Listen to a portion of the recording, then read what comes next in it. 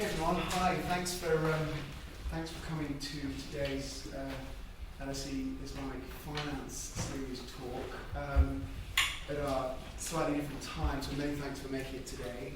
Just as a quick reminder, I do this every single time. I know you're getting bored of it, but just in case anyone's not aware of it, this doesn't seem to be working. So thanks.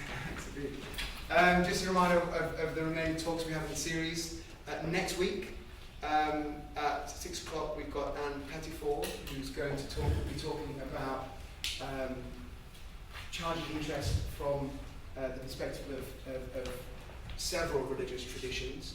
And then on the 5th of December, our final one in the series, we have the Sharia scholar, Sheikh Nazim Yaqubi. So I hope you can make both of those. And a reminder, of course, that we have a House of Commons reception. Many of you sent me emails about that, saying what's going.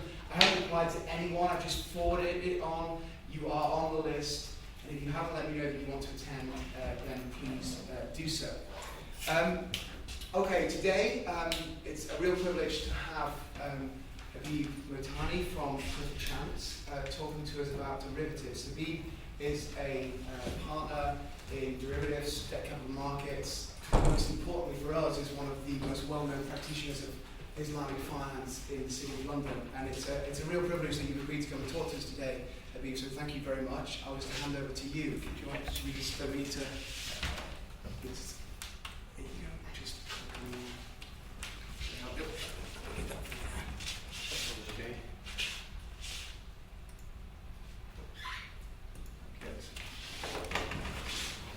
Well, good afternoon, and it's a pleasure for me actually to come and talk to you as well.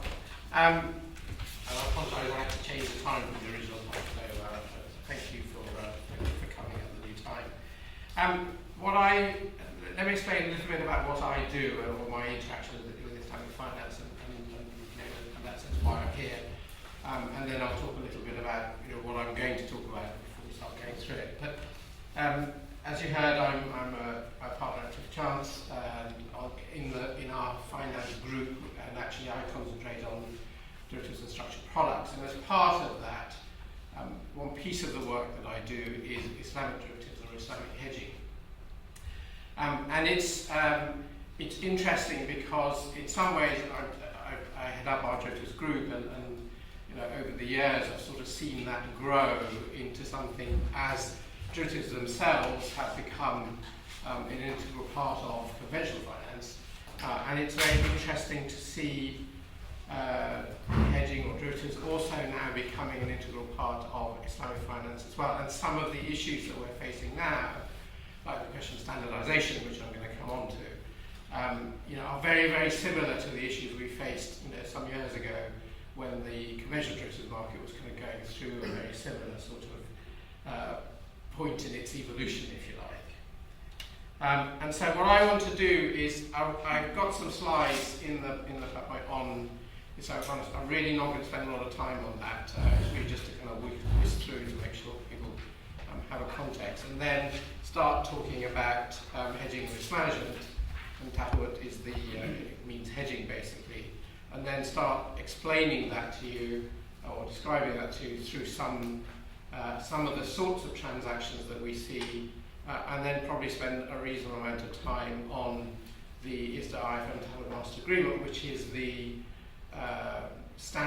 market standard document for Islamic hedging transactions that was developed a few years ago, and itself is a offshoot of the conventional derivatives market, and it's quite a useful base point, if you like, to sort of compare where we are and some of the approaches that are being taken. And then, just generally about what's going on and a few conclusions. You are at complete liberty to interrupt me at any time if you have a question or you want me to just go through something again. So that's fine. And I hope you will find this interesting.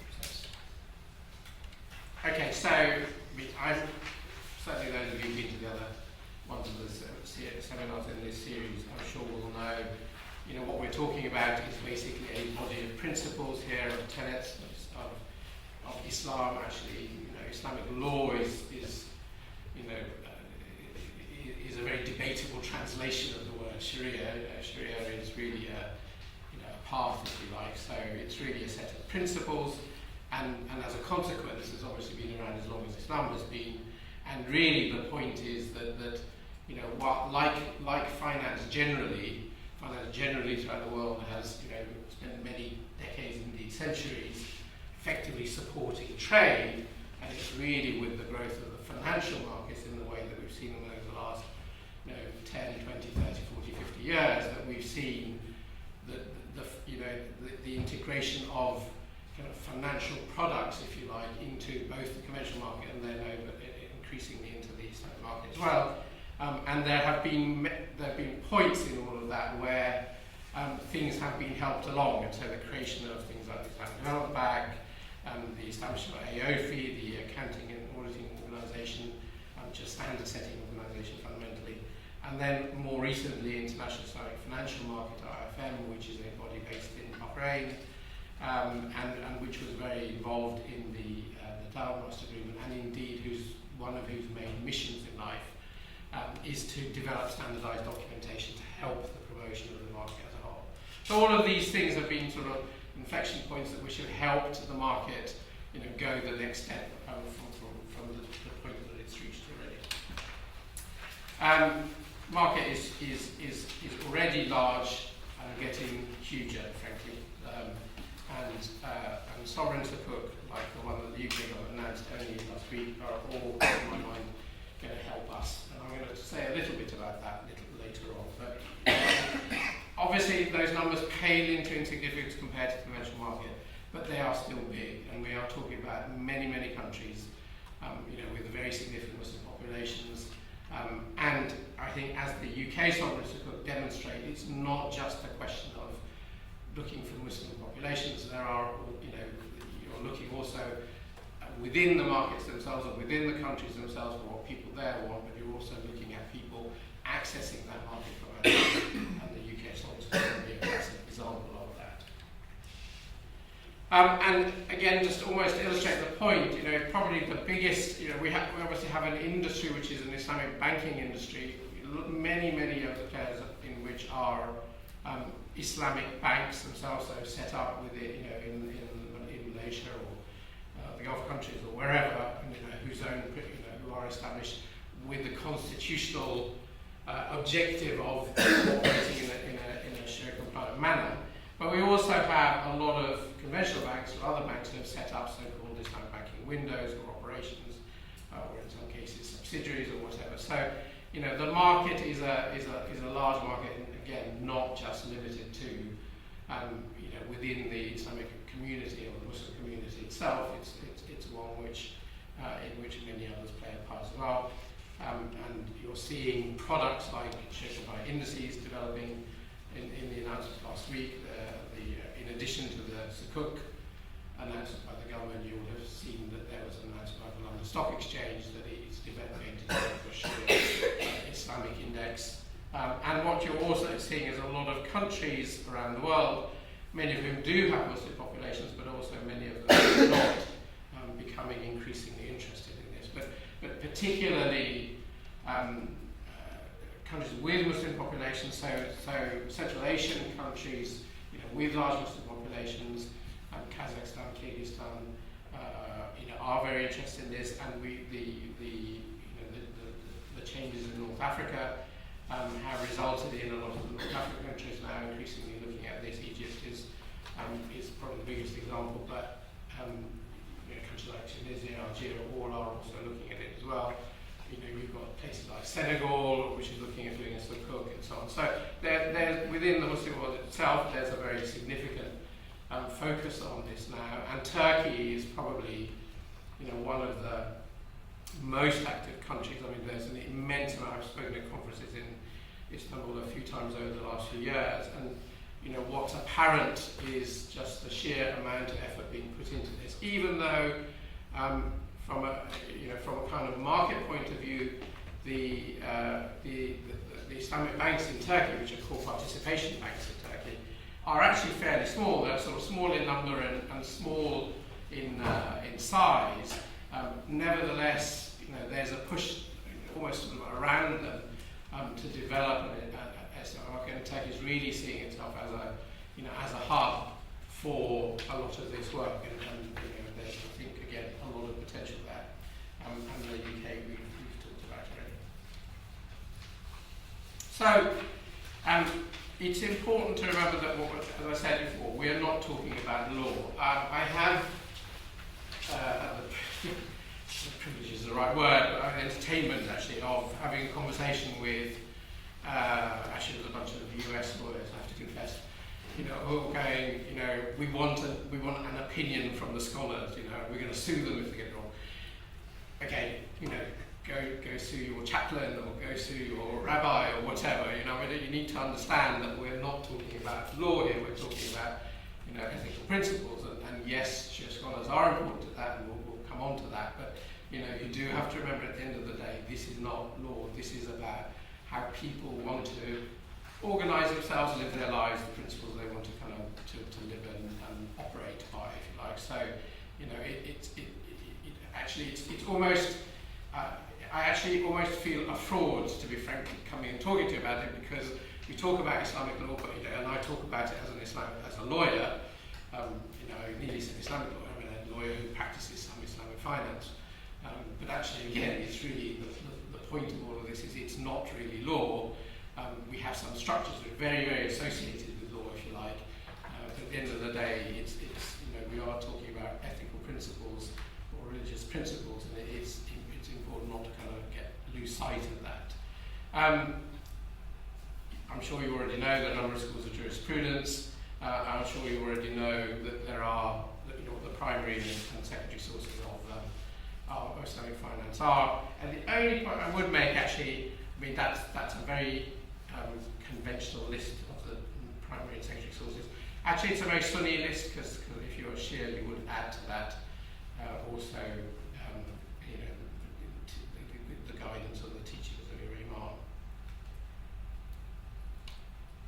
Okay, so basic principles, some of which we're going to have to keep at the back of our minds when we're looking at Islamic derivatives. So riba, I'm sure again these are sort of relatively familiar to you. Riba, prohibition of interest, and prohibition essentially really of making money from money, which is kind of it's not purely really just a pure interest item. It's essentially looking at how you earn, if you like, and it's saying using money to make money in itself is not a constructive way of earning, if you like. It's not a constructive way of going forward. And you should use alternatives which are constructive in a way, contributory, let's say. Harar, avoiding uncertainty. It's a sort of issue that is, it's a principle that made life difficult to develop. Insurance type contracts, again, there are sort of ways of dealing with that, which people are increasingly addressing. Maisers, which is the avoidance of speculation. Promotion of risk-sharing sharik, obviously haram, halal, what's permitted, what's not permitted, and then the maintenance of the sanctity of contracts. And that last one is important, actually, and again, I'm going to come back to that. But in the context of derivatives, probably the ones that are the critical ones are the first three on that list that I just now say again. It's the prohibition of interest, avoiding uncertainty, and speculation. And again, speaking as a derivatives lawyer, only too familiar with opening up the papers and seeing how the entire ills of the world are clearly just the fault of derivatives. It's not surprising in a way that that attitude to derivatives, if I can put it like that, has permeated the Muslim world as well. So unfortunately, there's a sort of double gate to start off with, in the sense that you kind of get over some of the issues which undoubtedly are within, if you're looking at conventional finance transactions and how you can do something similar to that, let's say in the context of Islamic finance, and you have that across the board in derivatives. You have that, in financing generally, hence the book as opposed to bonds and so on.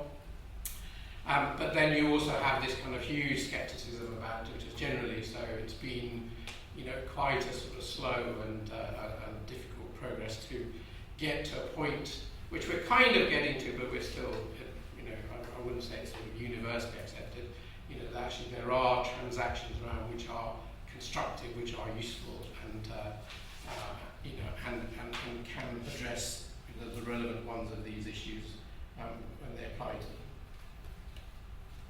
them. Yeah. Can you please explain how an option is prohibited? I understand it in an option, when you price an option, you've got the concept of interest and so forth. So if the interest element wasn't there in an option, it was simply a right, but not the obligation to buy or sell an asset, how would that be impermissible? Can I come back to that? Because I want to talk about, almost in the next slide after this, or 2 slides down, and similarities with an option are significant, so it will be easier to deal with your question in that context. Sorry, just one word about the scholars. Shaking his arm is there, you can see, and many of these have been very involved in the work that we've been doing on the Tablet Master Agreement.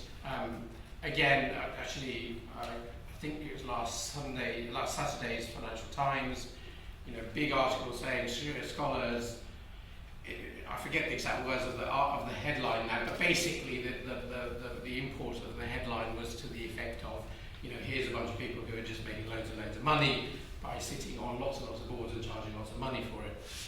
They're not poor people, that's true, but nor, as somebody said to me the other day, I think there's a lot of boards that Jack Straw sits on, for example, just to pick somebody. So really, sitting on a lot of boards and doing a lot of work for a lot of people, I can't really see the sort of difficulty with that. And actually, to be fair to the Financial Times, when you read the article itself was fine. Unfortunately, the headline was rather sensationalist, as newspaper headlines tend to be these days. But in the context of what we're doing, obviously the scholars do play a very vital part, because fundamentally, and especially if you're trying to develop something which is a market standard, you do want it looked at by scholars, you do want it looked at by scholars who are going to command respect, and those on the list certainly are people who command respect. One of the reasons why they command respect is because often the institutions who are potentially going to use the documentation that you are developing, have their own boards, obviously, and if one of the scholars who sits on their board is also involved in this exercise, then obviously from their point of view that gives an extra degree of comfort. So that's one of the reasons why you do see, sometimes a relatively smaller set of people involved in quite a lot of work, because in fact essentially it's demand driven, really. Let's just skip to that. Okay, having said it several times now, that when we're looking at Sharia, we're talking about principles, not law. I do want to set the scene a little bit on this question of sort of enforced documentation and enforceability. So, for example, the documents that we draft will be drafted under, say, English law. Okay. And so, as far as we're concerned, questions of enforceability of the contract as a contract itself are questions of English law.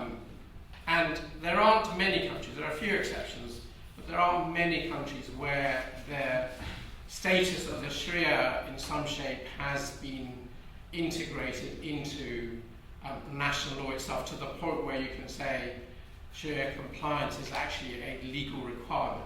But there are very, very few countries in which that's the case. Sudan, Iran, Saudi Arabia are the most obvious examples. And clearly, if you're in that situation, you have additional things to think about. But in all other cases, fundamentally, when you're writing your contract, you want your contract to be an enforceable contract.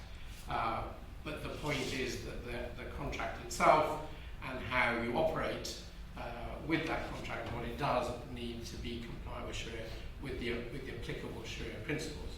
And so, for example, when we were writing the Master Agreement, the Tablet Master Agreement, when we got to the governing law clause, actually we have English or New York law. It's a choice you can make when you enter into the agreement. What we don't have is additional wording saying, and English law is subject to the principles of the Sharia, or that sort of wording, which you do see often in or not infrequently, let's say, in contracts, and indeed the Sharia Bank case was one such situation. And as you know, the English courts in the Sharia Bank case basically said, we can't, the only thing that we are equipped to deal with are principles of a national law. So we can look at that, but we can't look at principles which are not themselves principles of national law, which is why in the Sharia Bank case they effectively disregarded those bits of the governing law clause which talked about the principles of the Sharia. So they said, that's not how we are equipped to interpret a contract. And to my mind, that's right. I mean, in the sense, not just on the technical issue of why they came to that conclusion, but I mean, it just goes back to the point that I've been making that these are principles. They are not, they're not in themselves pieces of law. Okay, I accept Sudan, Iran, Saudi Arabia, you're going to have to deal with it slightly differently. But elsewhere, they are principles, and we do have different schools. We do have different madhab, and they aren't. Whilst there's a vast commonality between them. There are points at which there are differences, and that they are differences of principle, if you like, or application of principle. And it's not an issue to my mind to be facing that. Clearly, where you are addressing a product at a given market, and that product is also being created or emitted, if you like, by an institution which itself is seeking to comply with Sharia principles, you do have, in effect, two sets of potential principles to look at: the ones governing the institution itself, and the ones that are likely to be adhered to by the market that you're targeting. And you need to come up with a product which is obviously going to meet, those requirements. But you also need to come up with a product which is a valid contract, fundamentally, whatever the appropriate governing law is for it. And you will have slight differences in types of contract according to the different market, because you have markets with slightly different principles. And actually, the wild, which I'm going to talk about, is a good example of something which is accepted by some of the schools, not accepted by others of the schools. So what you see is institutions using the word in some countries or in some markets, where those same institutions won't use them in other markets, because it's a question of, is this something that the target market is going to accept or not accept? It's not that it's legal or illegal, it's actually, is it appropriate for the market that you're trying to target? And sorry, just people presumably have to know about the investment DAR case, which is probably the only other recent English law case which sort of touches this issue. I mention it only because investment DAR was a situation where the investment DAR, which is I think is a Kuwaiti institution or a Qatari one, I forgot now, actually went bust, had entered into a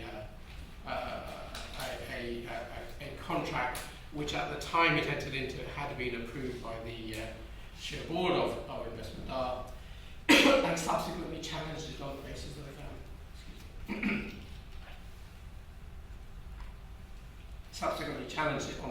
of Sharia compliance, because investment DAR itself is an Islamic institution, so constitutionally is obliged to operate, involve itself only in Islamic contracts or Sharia compliant contracts. And so actually, in a sense, the insolvency officers of investment DAR challenged the validity of this contract on the basis of Sharia compliance. Now, 2 points on that, because I don't think the investment DAR changes anything in terms of how English law approaches this issue or the principles set up by or established by the Sharia Bank case, because for two reasons. One is actually, as I said, investment DAR's Sharia board had actually approved the transaction, and in fact, when this challenge was made subsequently, it was made without the knowledge of the Sharia board, who subsequently put out a pronouncement, on investment DAR's own website, saying, "Hold on, we approved this contract. We're perfectly satisfied it's Sharia compliant, so we really don't know what this institution is doing challenging this. There's really no issue about this contract." So actually, the institution itself, or its own scholars, were basically saying, what's the problem? Why is this happening? This has nothing to do with Sharia compliance. So that was one interesting point. The other interesting point was why did it get to where it got to, which actually was, to be technically correct, it was an application for an order which was being challenged on the grounds of invalidity of contract. But actually, the issue wasn't really invalidity of contract. The issue is really a capacity issue, capacity authority issue. The point being that as an Islamic institution, Investment Dar's constitution, as I said, requires it to enter into Sharia compliant transactions. So if you did have a transaction, and take an extreme case, let's say you actually had a bet on the horses, but think, I need something that absolutely everybody's going to be very clear is not Sharia compliant. They would have a capacity issue entering into that contract, and English law would recognise that in the sense that they would go, okay, yes, the contract itself may or may not be valid as a contract in its sort of own, isolated in its own right, as a type of contract, if you like. But that's not the question we're looking at. The question we're looking at, can this entity enter into this sort of contract? And that is a constitutional issue. And in fact, the constitution of the Sharia banks, Sharia institutions, or Sharia compliant institutions, do have this additional requirement which needs to be complied with. So, it would be a contract that's ultra vires fundamentally of an institution like that. But that issue, the capacity issue, and the need to analyse capacity, is a normal question, right? I mean, ultra vires is a normal question. So the fact that you're asking that question in the context of an Islamic institution, is fine. But actually, we ask that question in respect of all institutions, right? So it's not, and it may be that what leads to something being or not being within the capacity is obviously driven by the constitution or the kind of establishment of the particular entity or institution that you're dealing with, and in the context of an Islamic institution, it's obviously going to include Sharia compliance. But it's in that sense, it's just the normal question that you're asking. So that there was a lot of press at the time of the Investment Dar case saying, that's it now, English law's changed its mind, and we're now going to, people are going to be able to get out of contracts on the basis of Sharia compliance. And actually, as I say, if there's genuinely a capacity issue, then they will, because they have no capacity to enter into that. But it's not because the contract per se is problematic. So the other thing, just to say, going back to the pronouncement attack by the investment banks, Investment Dar's Sharia scholars, is that point about that last item there, maintenance of the sanctity of contract. When we have discussed this issue with scholars, we have said things like, for example, what happens if you enter into a contract, before you enter into it, you check it with your scholars, everybody concerned looks at it, is satisfied about it, you have a fatwa, etc., to go with it, and you enter into that contract, and it's a 10-year contract, and it so happens after 5 years, 6 years, or whatever, there's some further thought being given to the issue of Sharia compliance.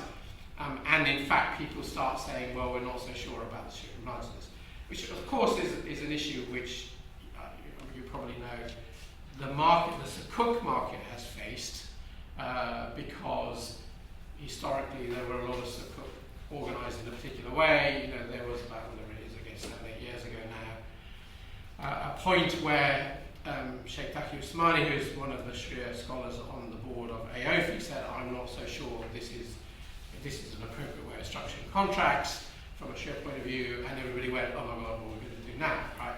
I'm going to come to your question in a second, right? And the point is, as indeed the scholar said when we asked them that question, if you enter into a contract in good faith, doing your appropriate due diligence, etc., to verify that it's an appropriate contract for you to enter into, and obviously ignoring self-evident issues like betting on the horses or whatever, then the sanctity of that contract is a principle in its own right, and you cannot walk away from that contract. It was a valid contract that was entered into. So Don't do any more of them, right? But that doesn't mean you walk away from the contract that you enter into.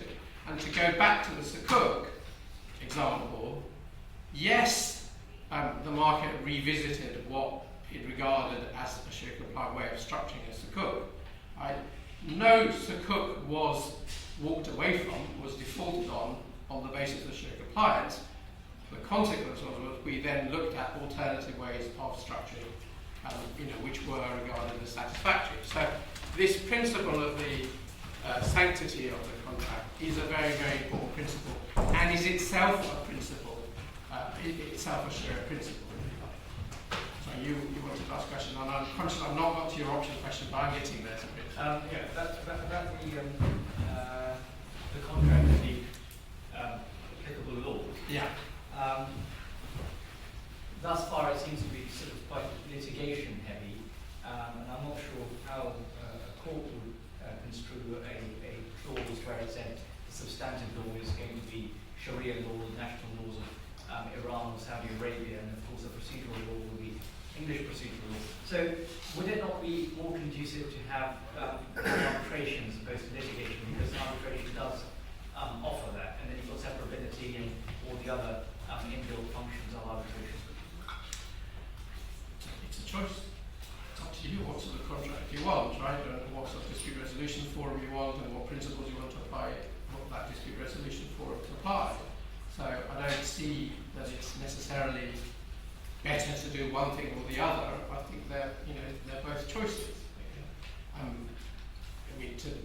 There are reasons for choosing arbitration which have nothing to do with the issue of principles, and equally you could go to arbitration with a contract which is Sharia compliant and governed by English law with no reference to the Sharia in terms of the principles of the Sharia. Right? There's nothing wrong with that. So I think I think when you asked that question, you said, would it be better? I don't know that it would be better. I think it's just a choice. I don't see one as a better choice than any other. It depends on how you want to have your contract dealt with. And obviously, if you are going to want to see your contract dealt with some Sharia principles being applied in the interpretation of it, clearly you need to agree what school, for example, or who the scholars should be, etc. If that's what you do, that's fine. You could do that with an English contract. You could write an English contract and say, I want this. I'm going to arbitration because I want this English law contract applied and interpreted in accordance with principles of Catholicism. Absolutely the same situation, right? And that's the choice. You have whole complete liberty to do that. Well, the reason I ask is because it's Islamic finance, and it helps if you've got some form of Islamic law in there, because otherwise you're going to have... No, but sorry, it's not law. Principles, I beg your pardon. But aren't the principles the principles that you went through when you entered into that contract? I mean, you shouldn't have entered into, if you wanted a contract which was Sharia compliant, you will have looked at the appropriate Sharia principles at the time you entered into that contract. And as long as you did that in good faith, obviously, and responsibly, what's wrong with that from a Sharia point of view? And I say, if people then, if the scholars and others do, in due course, think again about some of the principles, think about how they should be applied, I mean, that's okay too, but that's not a problem for your contract. And I say, that was a very specific question we asked when we were developing the Townhouse agreement, and every single one of the scholars that we talked with, absolutely clear, you cannot walk away from a contract. You entered into a contract, and complying with your obligations is itself a principle. And if you've got a contract which is governed by English law will tell you what it is that you've agreed to. You must comply with that. That's actually a Sharia principle. That principle doesn't make sense because you've got in the English contract law, you've got mistake, and frustration and all sorts. So surely when you enter into a contract, everything is hunky-dory. But these questions only arise when a dispute exists. And of course, when a dispute exists, that's when the can of worms open. So if it's a mistake, I don't see how Sharia would say, well, if you've entered into a contract or a clause wasn't what you actually intended it to be, and the opposition is trying to enforce it, then that's how it's going to be enforced. It was what you intended it to be. right? I mean, let's take it as read that your lawyers were good enough to write exactly what you intended. Okay? Right. Again, it's really, really important to differentiate between the principles which you're trying to comply with and the actual obligations that you're taking on. Right? You are on the basis of these principles. This is how I want to write my it, and I'm very clear that this is the obligation that I wish to take on. I have no doubts about it. I am comfortable that it's Sharia compliant, but it's pay this sum of money or deliver this asset or whatever on this day, in this form. That's very clearly the obligation which I wish to take on. Okay, and I am comfortable at the time I enter into the contract that it is Sharia compliant. I don't see the issue there, because it's not a question of going back and saying, oh well, 5 years later, I'm not sure it was Sharia compliant, so I should rewrite my obligations. No, you can't rewrite your obligation. Your obligations are the ones you entered into, and you were clear what your obligation was on day one. So again, I mean, I don't know, I may or may not have convinced you, but I do think it is important to bear in mind and keep in mind. And as I say, it's certainly something that we found the scholars, in certain work that we've done with them, be very clear about. But also, I think the investment DAR case is actually a good illustration of the same point. Is once you've entered into contract and your obligations, you have taken on obligations. Sure, yes, I appreciate that there are issues, things like frustration and so on, which are principles of national law. But but they're just functions of the law that's governing your contract. No more than that, right? So they don't per se impact the principles that you're trying to implement as such.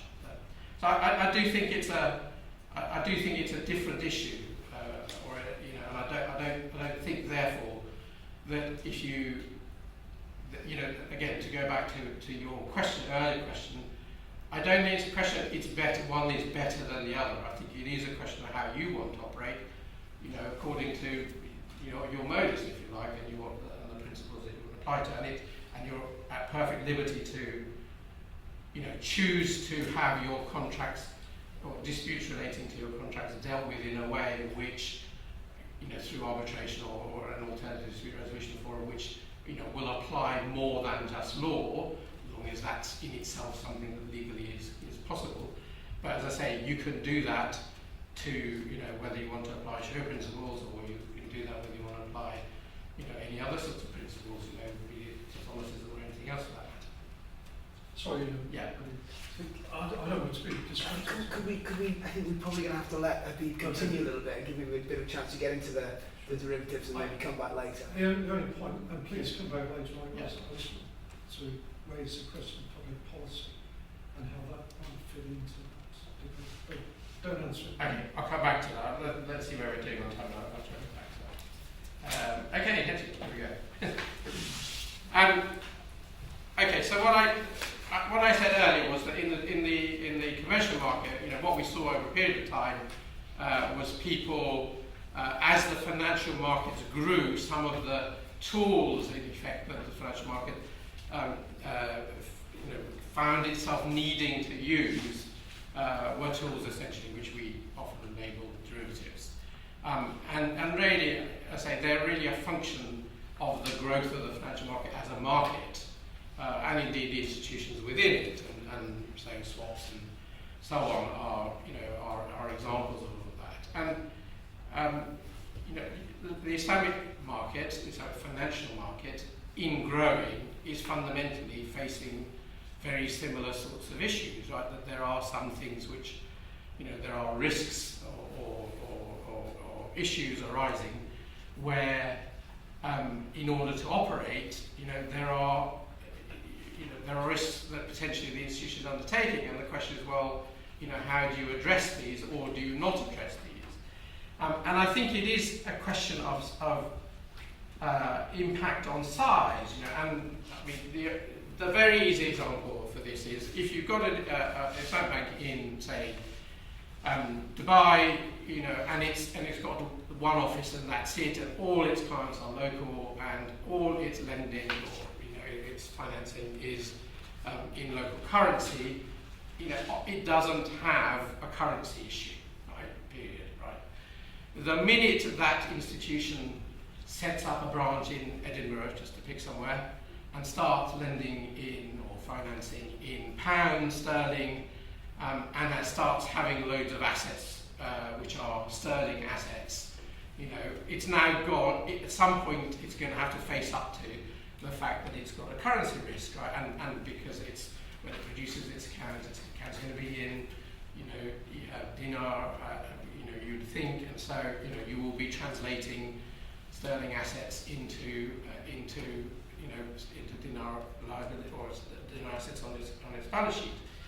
And there's a point, you know, probably there's a sort of certain size at which you can support that kind of risk, basically by taking it, but there comes a certain point where you can't really support it. It's no longer sensible as a business matter to be operating, carrying that risk and just letting it grow bigger and bigger, you know, and sort of prudently managing your institution. So, you know, then you have to address things, you have to look at, well, how can I address this sort of risk, right? And that's exactly where hedging comes in. So, to give you another example, you know, you have got a car distributor in the UAE who basically distributes Mercedes, period. That's, you know, the Mercedes distributor. So every year he goes to Mercedes in Germany, buys a bunch of Mercedes cars and sells them in Dubai. Okay, and you know, last year he did that, and he made X amount of profit at the end of the year. And this full financial year, he buys the same amount of cars, he sells them at exactly the same price, you know, same number, same sales numbers, etc., same purchase numbers, etc. This year he makes a loss.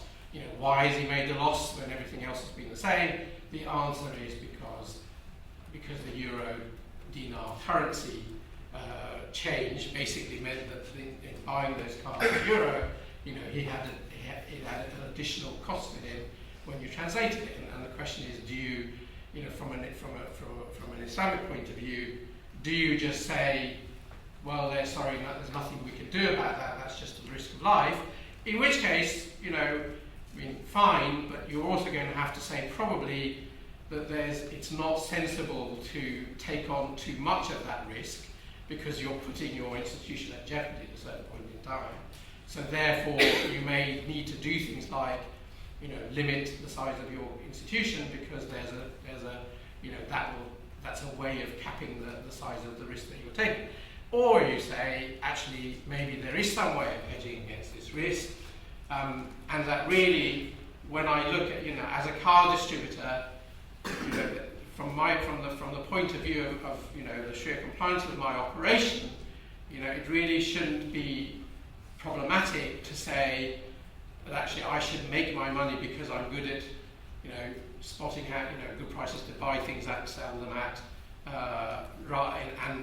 and it's entirely my own sort of contribution to that, as opposed to something that's completely outside my control, which is currency fluctuations and so on. So, you know, so this is the basis on which, you know, people, especially with internationalization, globalization of institutions and Islamic institutions, have begun to face these sorts of issues. And then again, you know, just to take the example of the UK Sukuk, you know, the UK will issue this Sukuk, okay, hopefully it will be in sterling and that will be good, so there won't be a currency issue there. But actually, if the UK decided it would prefer, for whatever reason, you know, 10 years down the road, they're going, actually, you know what, if we issued another currency, maybe, you know, maybe overall it will work out better, you know, then the UK's got a currency issue at that point in time. So again, do you just ignore it or do you try and deal with it? Okay, and that's you know, as I can't see a way in which the market can prudently grow beyond a certain size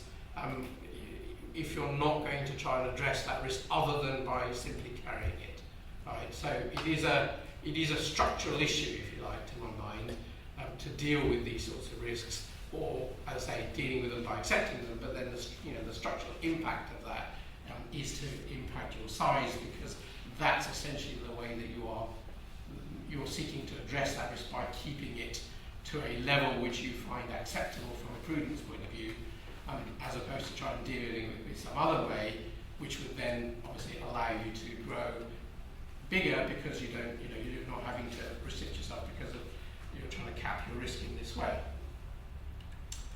Okay, I'm going to get to the why. Okay, so having talked about the basis on which,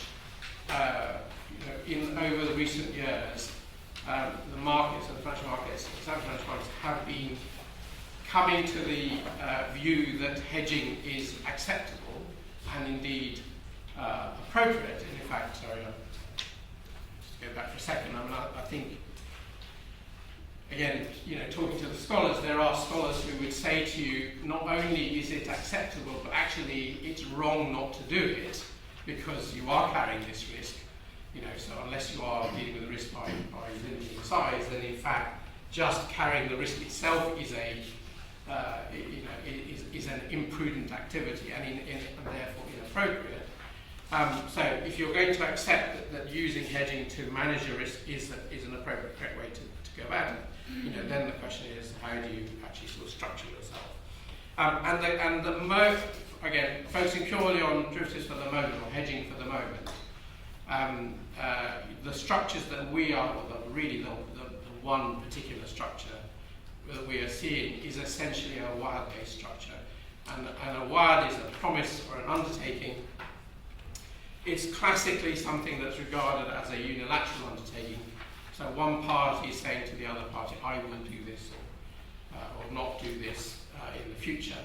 And it's classically regarded from a Sharia point of view as something that is only really applicable to the promisor himself, i.e. there's nothing in it which binds the promisee, the person receiving this undertaking or promise.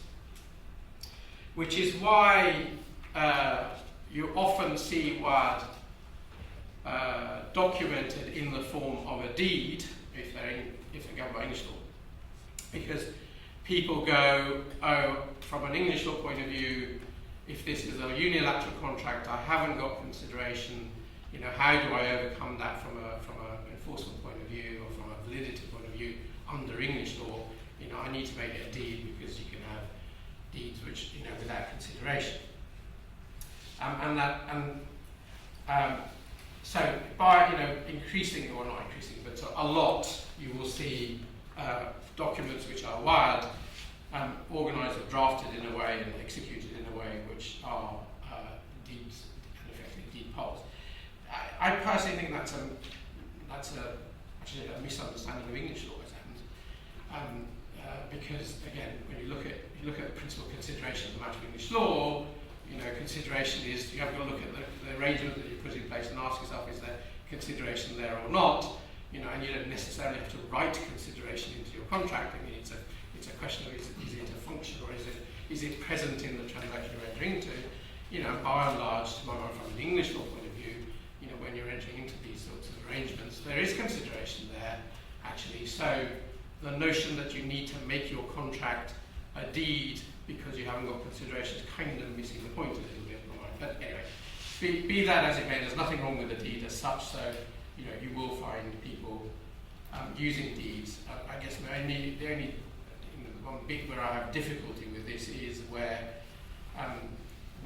that's sort of turned into an Islamic principle. And the one thing I am absolutely sure of is that nobody knew much about deeds when Islamic principles were originally developed. Okay, so the one is a good example of a form of contract or a form of arrangement, where there are different interpretations about it within the Sharia. You have those who see it as a promise which you really ought to comply with because you've given a promise and it's the right thing to do to comply with the promise that you have given, but it's not something that as such is enforceable against you. There are others who think that actually it is enforceable. If you give a promise, actually the principle should be that that's an enforceable promise, which kind of goes back to the point about the sanctity of contract. And there are others who take a view which is a bit akin to the promissory estoppel analogy, which is what we referred to in the last bullet point there, which is that if the promisee changes his position in a way which sort of disadvantages him, then actually it's unfair and inappropriate for you not to comply with your promise. So therefore, at that point in time, it becomes something that ought to be legally enforceable as well. These are all perfectly valid approaches or interpretations. Again, to my mind, you have to be very clear what you're looking at and the distinction between the principles and how the principles apply, and your contractual arrangement, your legal arrangement as such. So that's why, again, to go back to this question of having a deed, from a Sharia point of view, it's correct to say, obviously, that the principle behind a wa'ad is that it is a unilateral promise. It's a promise that one person gives to another, and you could have that without any associated arrangement. It could stand on its own. And if it did stand on its own in that sort of situation, i.e.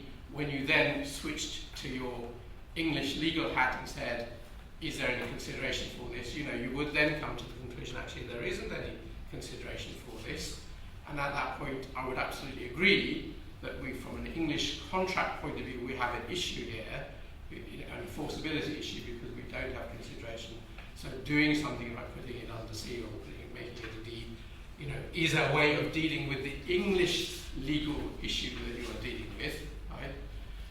But that's not the Sharia point at all. The Sharia point is, what's the nature of this and how is it dealt with? So again, if you analyse the contractual arrangements, and actually the contractual arrangements are such that there is consideration in the way English law understands it and approaches it, then I don't see the issue of enforceability from an English law point of view.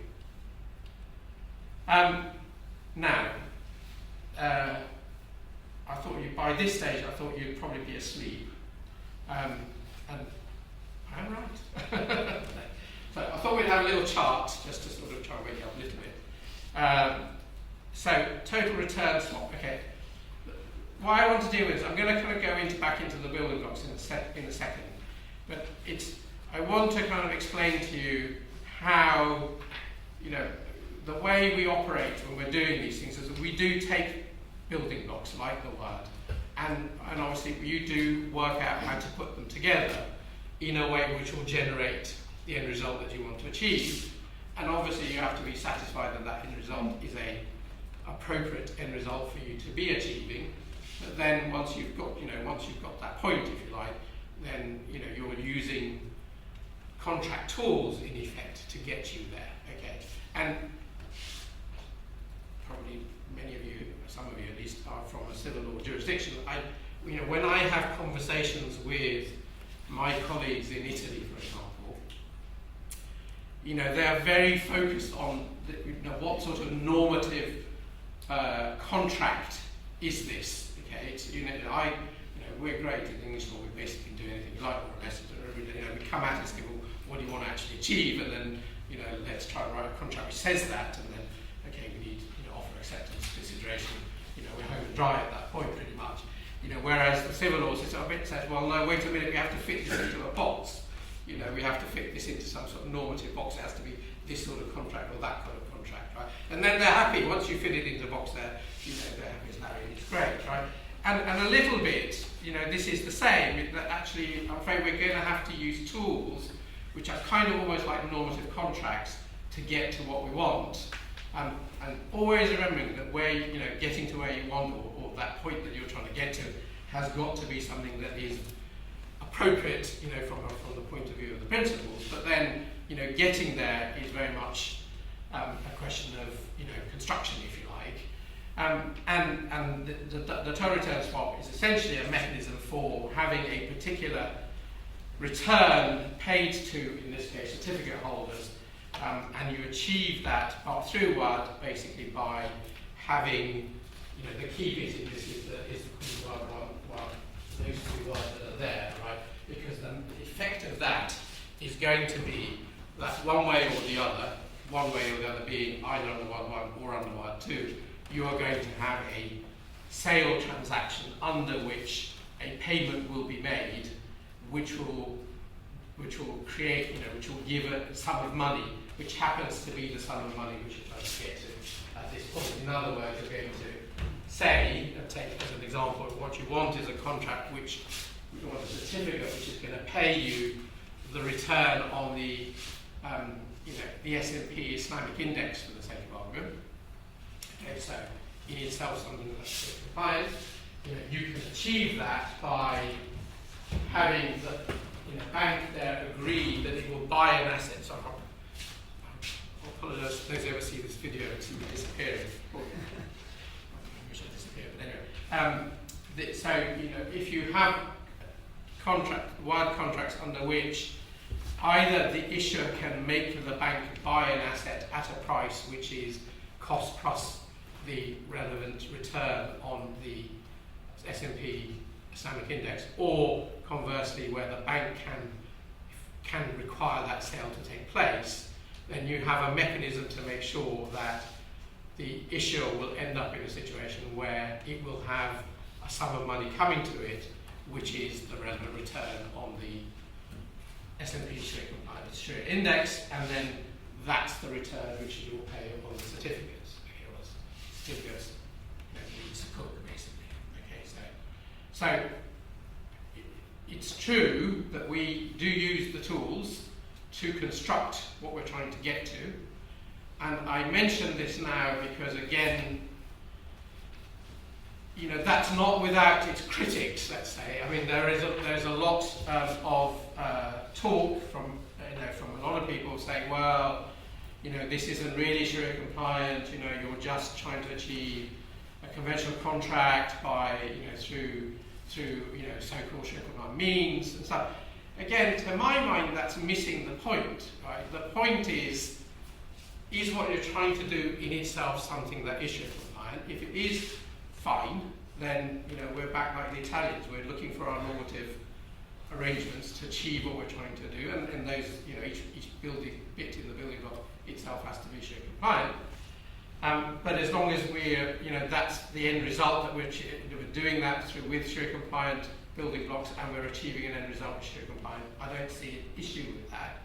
But there are others who I think focus more on. Well, I guess if they would have to conclude, I suppose, that the end result was not Sharia compliant, and therefore you should do this. Which actually, as a principle, I would agree with, right? Because I'm saying you've got to make sure your end result is Sharia compliant. But there are some people who feel uncomfortable with the end result because it seems to be similar to the kind of end result you achieve with certain comparable conventional contracts. And I don't, for my part, see why just because you achieve a similar end result, that in itself is bad.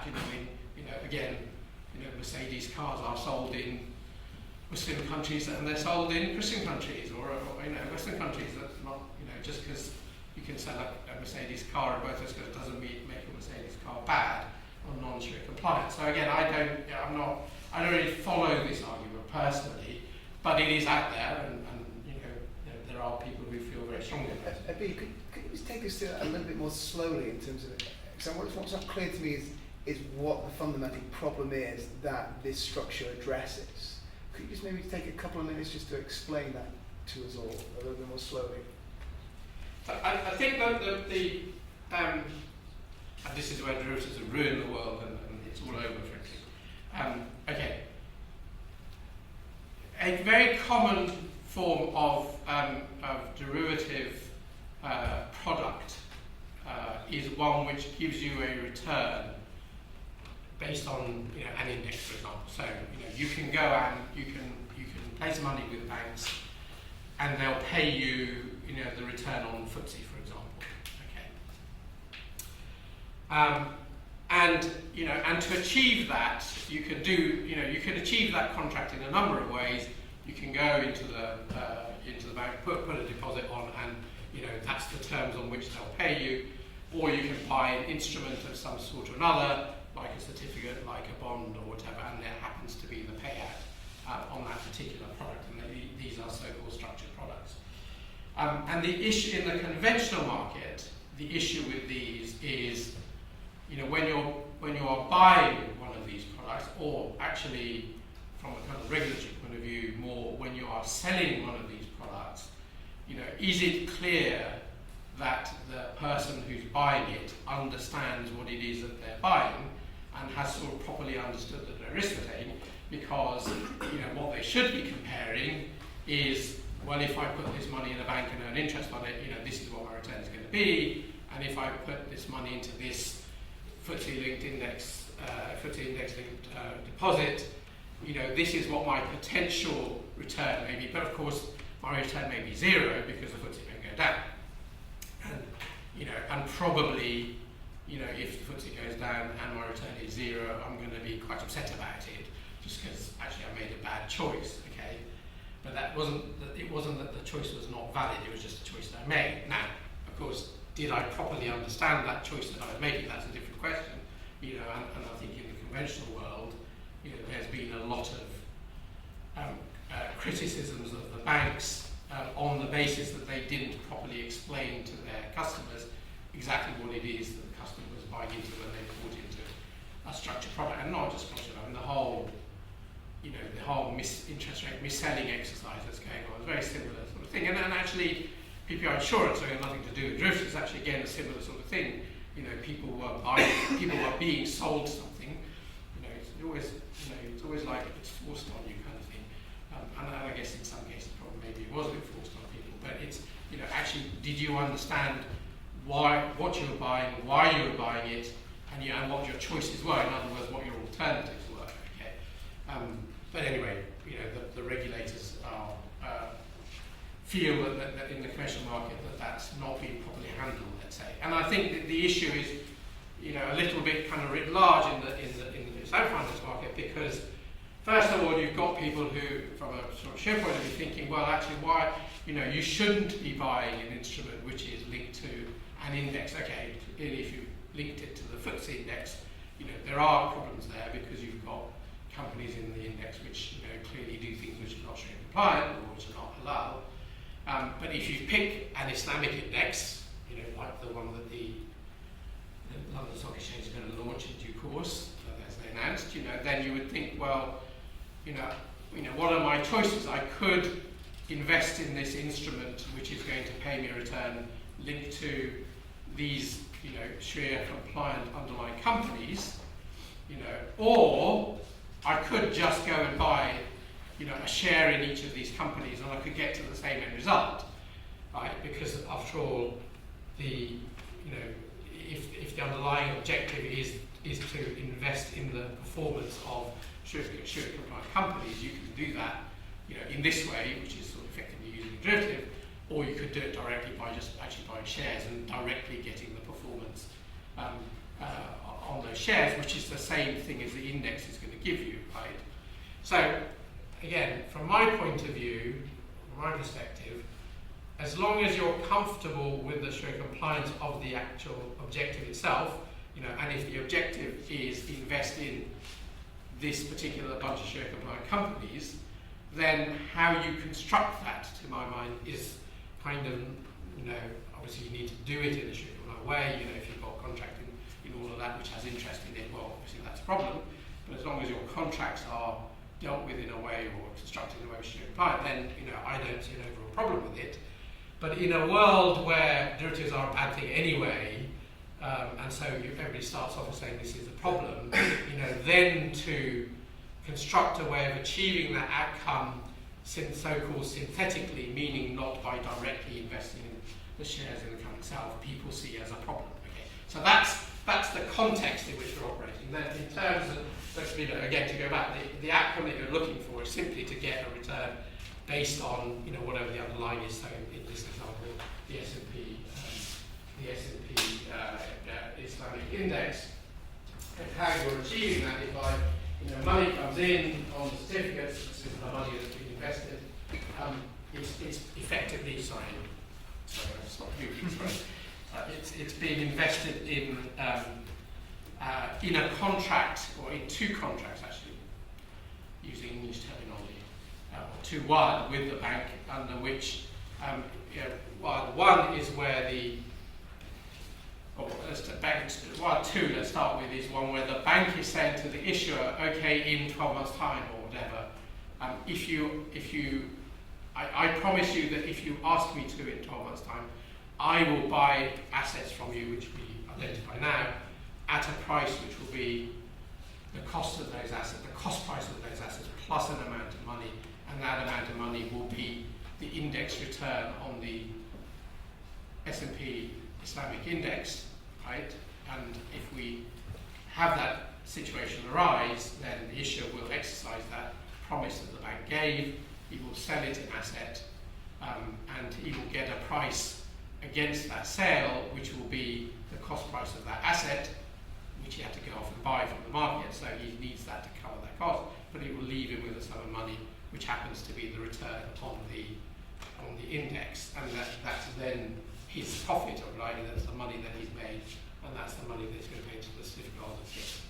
Can you please clarify what kind of assets are usually involved in this transaction? It's usually metals. Actually, metals is the most common example. Aluminium, zinc, palm oil. People, Malaysia, palm oil is quite common. So it is a real asset of some sort or another. Okay. Sorry. I hope that was a sufficient explanation. Again, I want to go into this. I'm conscious of time now, but I didn't even know that those. Oh my goodness, I didn't know these slides did this. Okay, so this construct of the word followed by the sale and the normal way of implementing a sale is a Murabba contract. So Murabba is a sale and purchase contract under which the purchase price is a cost plus profit element. Right? This construct of the word and Murabba is basically the mechanism that we use for achieving the hedging results that we want to achieve in the so-called hedging on derivatives contracts that we're looking at. And so if you have to give an example of a profit rate swap, where you've got a floating profit rate and a fixed profit rate, you can enter into two word between you and the bank or whoever that you're dealing with, under which basically, let's say I am a person who earns money. Let's say I'm somebody who's issued a sukuk, and I have to pay a fixed rate on that sukuk for the sake of argument.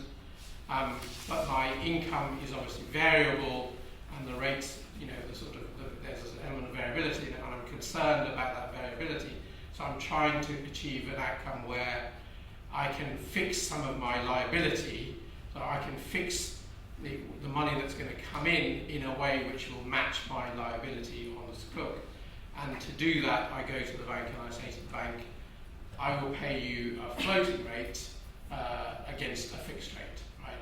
Because I'm not sure exactly what I'm going to get. The floating rate is going to depend on what's going on in the market, but I want to be sure that I'm going to have the fixed rate that I need in order to pay on this sukuk. And so I enter into a contract with the bank, and in that case, I'm not sure that's quite how the example is there. But if the fixed rate is greater than the floating rate, then basically I will want to. To start again, I will want the bank to give me a promise which says that if the fixed rate is higher than the floating rate, they'll pay me the fixed rate, or actually they'll pay me the difference.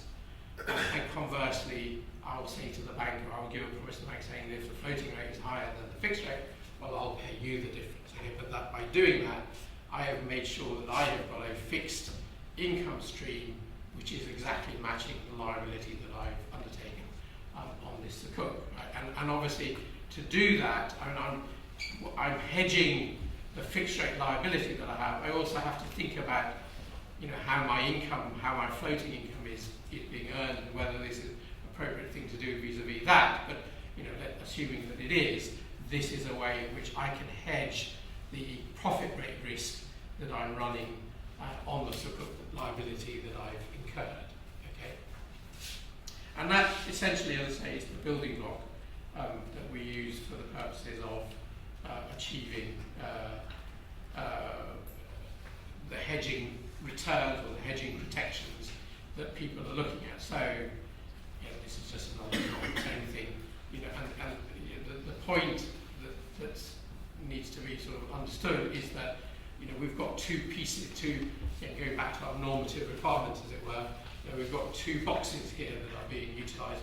One is the word, which is the promise, and then there's the consequence of the collection on the promise or the exercise of the promise, which is the entry into a sale and purchase contract or a Murabba contract in our case, which is at a price which gives me the outcome that I'm looking for.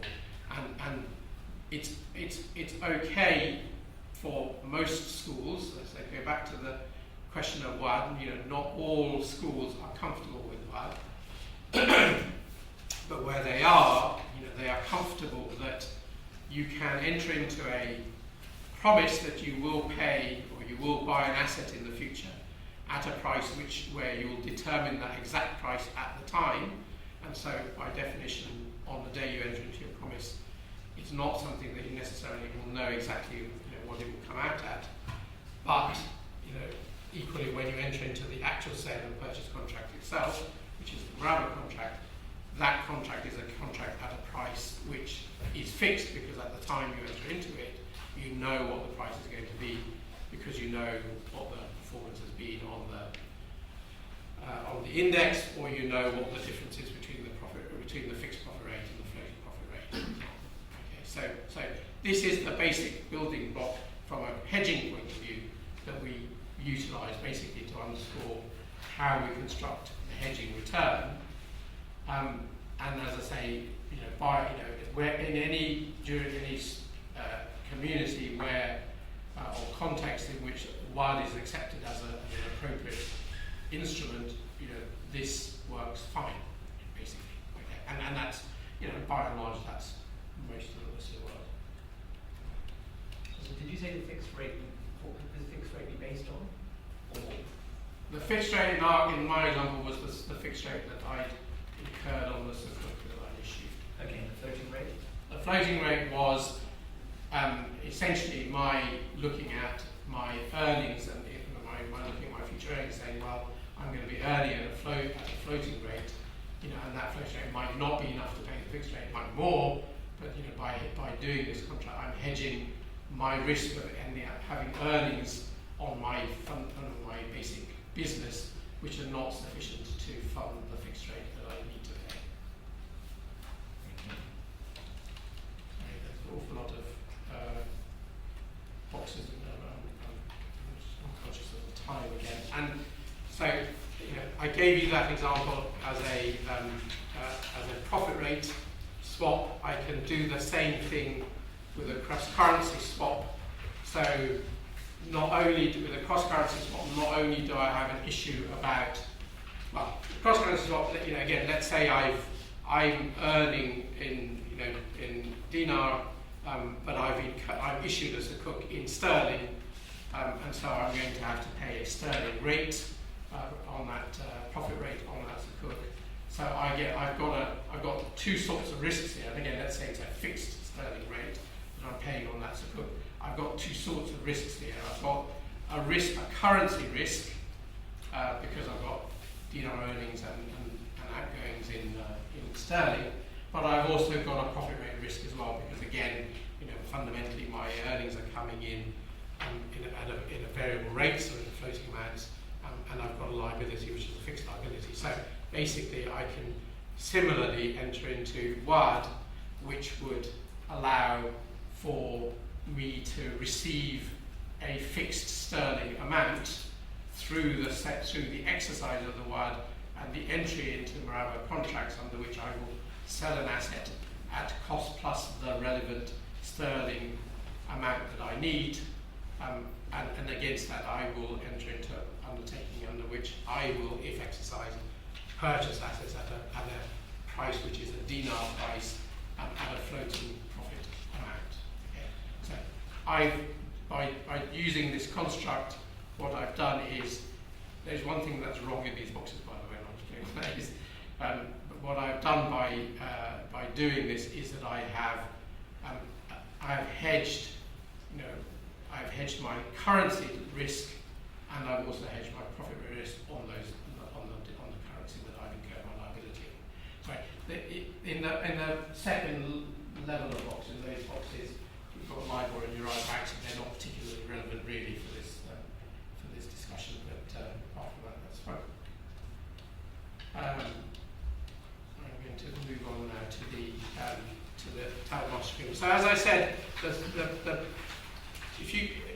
the evolution of the development of the Islamic financial market, hedging market, or derivatives market, is something that's relatively recent, and some of the growing pains, if you like, that it's been facing are very similar to the growing pains that were faced in the conventional market as it got.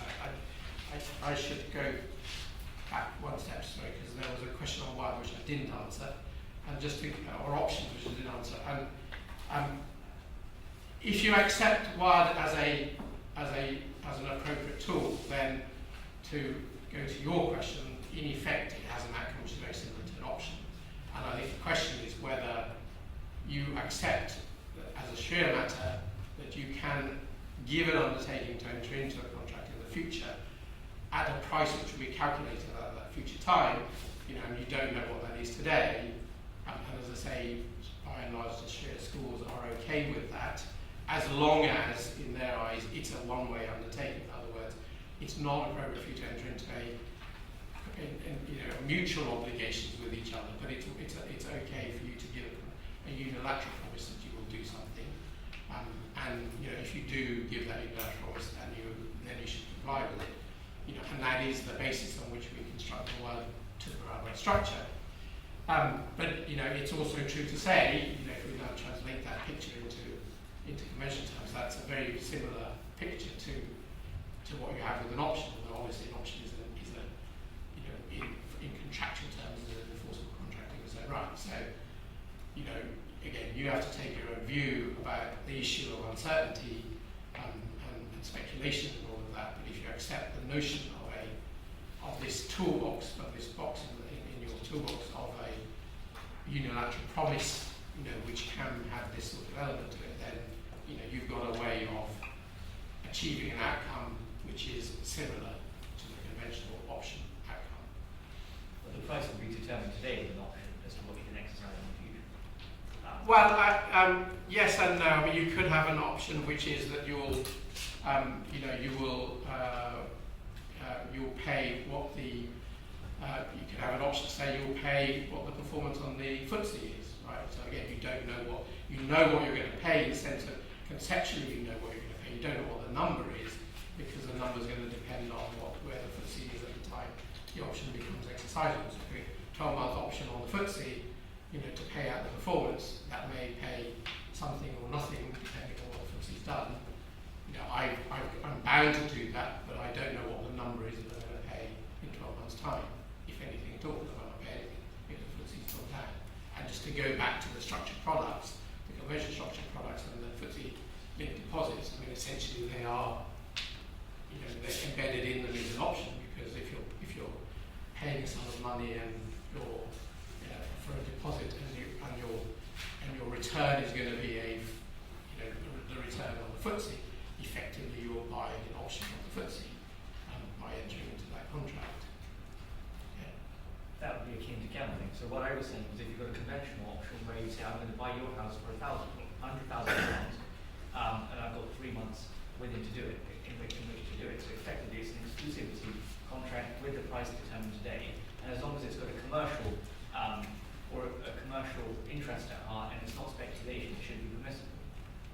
And there are contracts which are permissible. I mean, you can buy, produce. You can agree now you're going to buy, wheat in 3 months' time at a given price.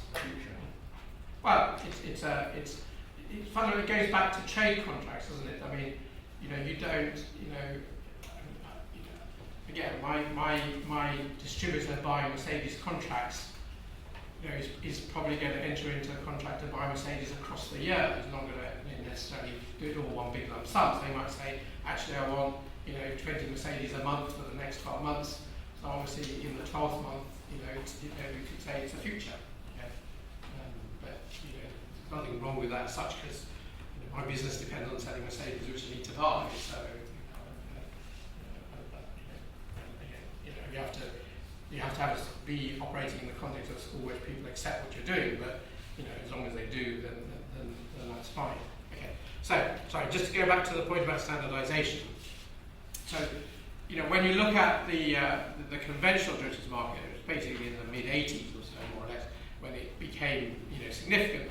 What you had is a situation where individual institutions had their own contracts, and therefore if you were going to be the counterparty, if you were trying to buy a hedge from a given bank or whoever, you could go to 5 banks and say, what's the price at which you're willing to sell me this hedge, and they'd say, here's the price, and by the way, here's the contract that I want to use to do that. And what you find is that you've got 5 different contracts to look at, which are not, which have many differences between them.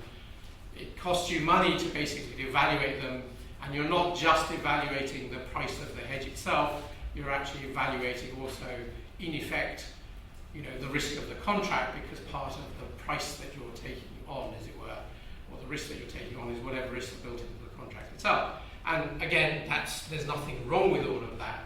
But if you want a market to grow, then it's not a great encourager. Let's say it's more encouraging, easier for people if you say, actually, here's my price, and the contract that I'm going to use is exactly the same contract as the next person is going to use, and the next person is going to use, and the next person is going to use.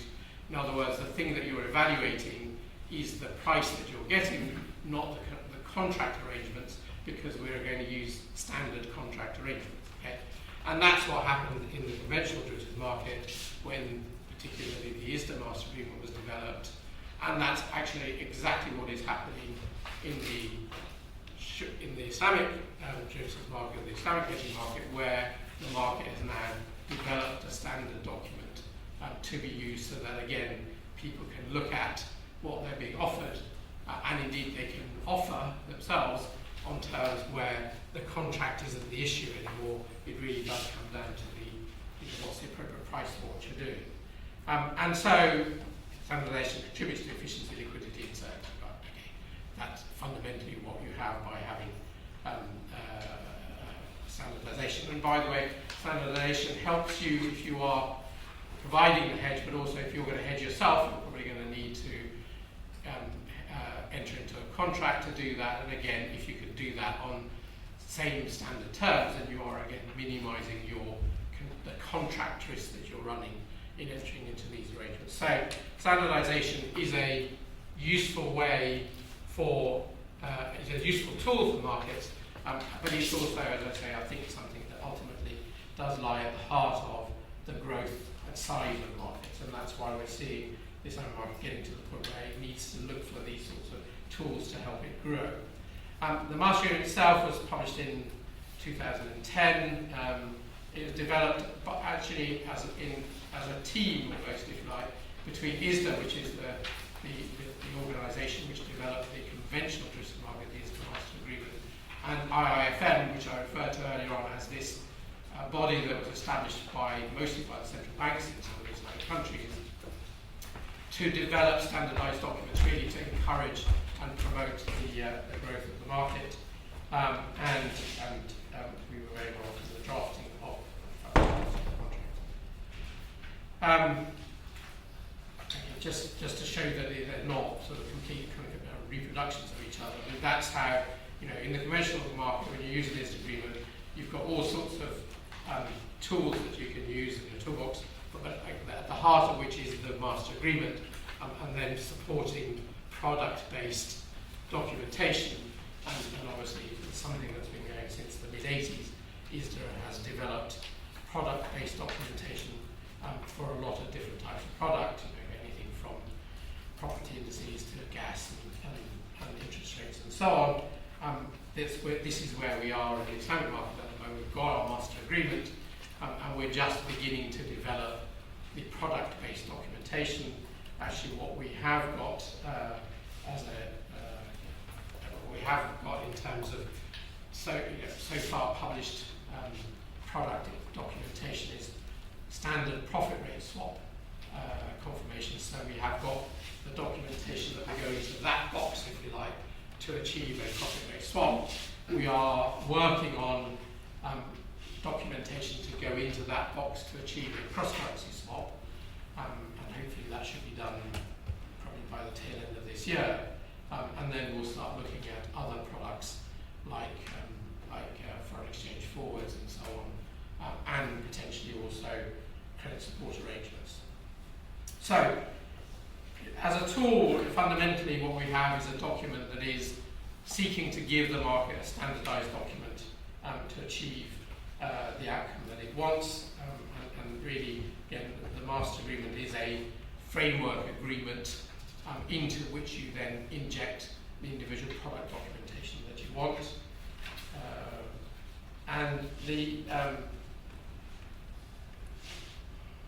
if you look at the sort of detail of it, what you find is that it's, like any contract really, if you step back and say, I'm going to write a contract and I'm going to write terms, I'm going to write market terms which I'm going to use continuously. So I want to write the framework for contracts that I'm going to enter into, or transactions rather that I'm going to enter into. What do I want in my base framework document?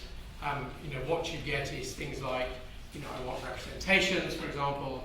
I want undertakings that people want to give me. I want mechanisms to deal with events of default and other circumstances in which the contract may need to terminate. So if you look at most financial market documents, you will find representations, you will find undertakings, you will find events of default, you'll find termination events, you'll find governing law clauses, you'll find jurisdiction clauses, all of those sorts of things. And that's actually all of those other things that are in the master agreement itself. There are those two bullets at the top, which are talking about transaction and DFT terms agreements. I'll explain that in a second. And then, actually the top three, so the next one, the single group fraud asset provision, I'll explain that in a second. So before I go into that, just in terms of the history of the document, actually it took, I can't remember now what it was, I think either 3 years or 4 years to develop and get approved as long as that whole process of preparing a draft, having it looked at by the market, having it looked at by scholars, getting their comments, changing it to accommodate the comments going in. That whole process took, I think it was about 3 years or so, more or less, to achieve. And in fact, a lot of that was because at the time we were doing this, we had the financial crisis going on. So, first of all, we're talking about derivatives. I'm conscious of the time, but I'll stop it. You have a situation where you've got derivatives anyway, and again, everybody going derivatives are the cause of the end of the world, and you're trying to apply them in a shared context. So actually, a lot of that 3 years was sitting down with the scholars and then asking questions and saying, okay, how are you going to use this? Why is it saying this, etc. And really, the one thing that I can say that I'm really, really sure about is that at the end of that 3-year process, I have, and I got the list of some of the names involved. The scholars who were involved in that process were thoroughly satisfied that what we had developed with them was something that was Sharia compliant, because they kept asking questions. Sometimes they asked the same question again. You'd actually go from one meeting to the next, and you'd have a 3-month gap, or whatever it is. And on that second time we had a meeting, there was one of the scholars who hadn't attended the past meeting, and suddenly you were going through again a lot of the issues that you were already been through at the last time around, which obviously was frustrating in a way. But what it did achieve was, at the end of the process, as I say, I really do think that the scholars involved were thoroughly okay, or thoroughly confident that the thing that had been developed in accordance with Sharia principles and operated in a way in accordance with Sharia principles. Yes. How should international law firms adapt their strategies to respond to this? How in what sense? To respond to the growth and evolution of Islamic finance. How will people, I suppose? Sorry, if I don't know, I actually genuinely don't know what's behind that question. I don't know what you're getting at. Is it because you see this as a threat to what we do, or as you see it as an opportunity? I'm not sure what. Well, I see it as an opportunity. I agree. I think there's growing business. Yes. No, I agree. I agree. The growth of the market should fundamentally lead to more business to be done. So, from the point of view of law firms, hopefully there's more demand for their services. So, more people is a good. How many people have a chance on working in that area at the moment? Probably, if you add it all up, I would say across the world it's probably about 12. 12. So we have a long way to go at this point. But, no, it's a start. Sorry, we did have from the scholars some principles that we needed to, which they wanted to make clear to people using the document that they needed to adhere to. And so when the contract was published, it was alongside it was published a kind of explanatory memorandum. And in that explanatory memorandum, these principles were set out that, if you're using this contract, it's got to be because you're dealing with actual risks, you're hedging actual risks. The transactions that you enter into have to be real transactions, not with real assets involved. Obviously, the assets involved have to be halal, mustn't have interest, and so on. So, these principles that scholars went through, which are based, again, they're ones that we've already talked about, but they are at the heart of what we do.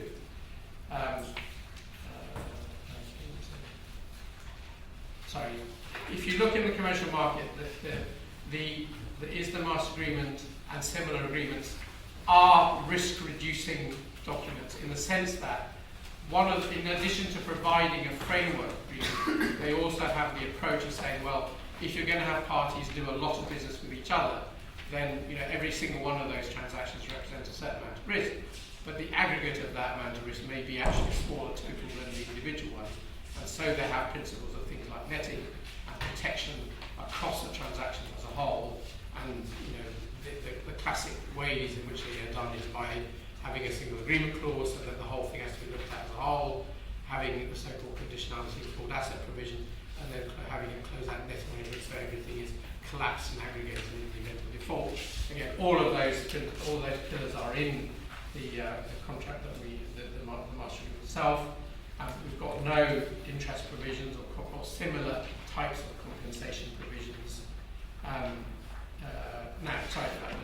Well, 1 minute on the Sharia aspect. So as I said, the governing law clause doesn't have reference to the Sharia itself. What we do have are representations by each of the parties to the other that in entering into this agreement, and indeed in entering into the transactions that it entered into, it has satisfied itself, with its own scholars or however it approaches it, that the contract is Sharia compliant, and indeed that the transactions that it enters into are Sharia compliant. Obviously, the master agreement doesn't deal with the individual transactions when they're entered because it's just the framework agreement. So, it's fine that your framework agreement is Sharia compliant. Obviously, when you then enter into an individual transaction, you will also need to satisfy yourself that the transaction is Sharia compliant. And again, there's a representation by the parties given when they enter into the agreement and individual transactions that they have looked at this issue from their own perspective and they've satisfied themselves.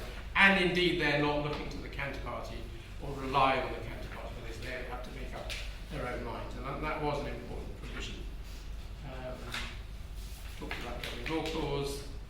We talked about what if it ceases to be enforceable because the Sharia develops. Okay, the last thing I'm going to say, we've got events of default and so on, which are similar to the ones that you find in other agreements. But the last thing I'm going to say is we have a very complicated mechanism for dealing with an event of default and a termination. And the reason for that is the following. Okay? Under normal circumstances, when you enter into a contract, obviously, if the counterparty breaches the contract, you would want to be able to enforce against it. And in principle, that would be that they didn't do what they should have done, and you suffered damage. You got claim against them. Okay. In the financial markets as a whole, but this includes the Islamic financial market, regulators are concerned about the risk in the system as a whole. And they recognise that when financial market parties enter into transactions with each other, they're running risk, and that risk could go one way or the other in aggregate terms. In other words, either of the parties could go bust, basically, for example, right? So they, and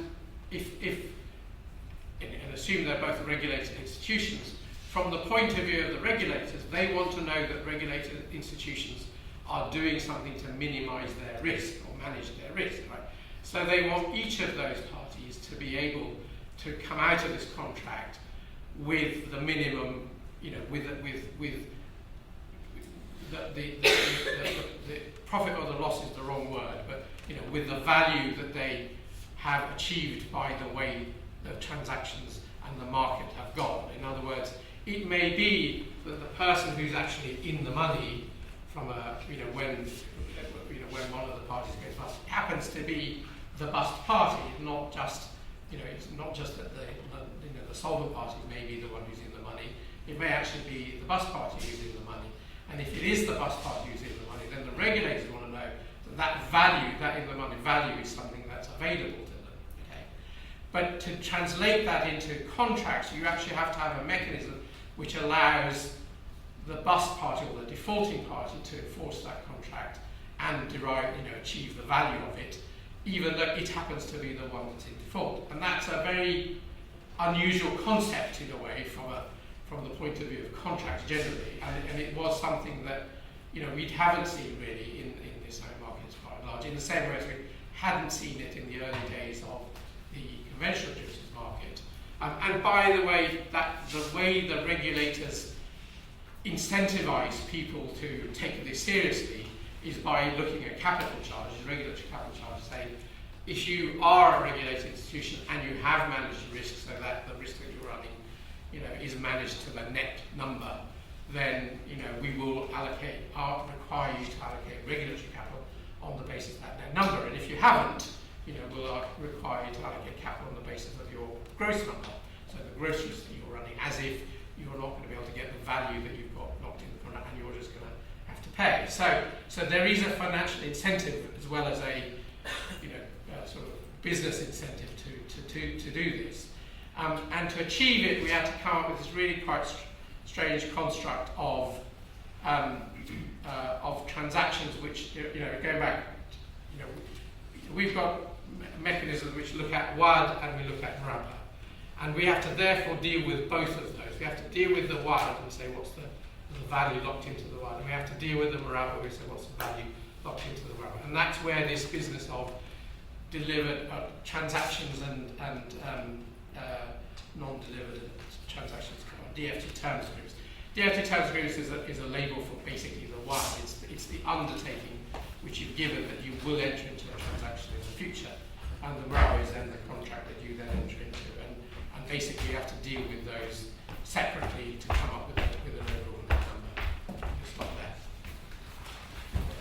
Habib, thank you so much for a super talk. I mean, I think it's pretty clear that we might have to get you back to teach a whole course on this, because there's a lot going on. It's extremely interesting, and I know that many of us have many questions, but we're out of time, and I know that you have to go as well. So I just want to say thank you so much for a fantastic talk. Thank you so much.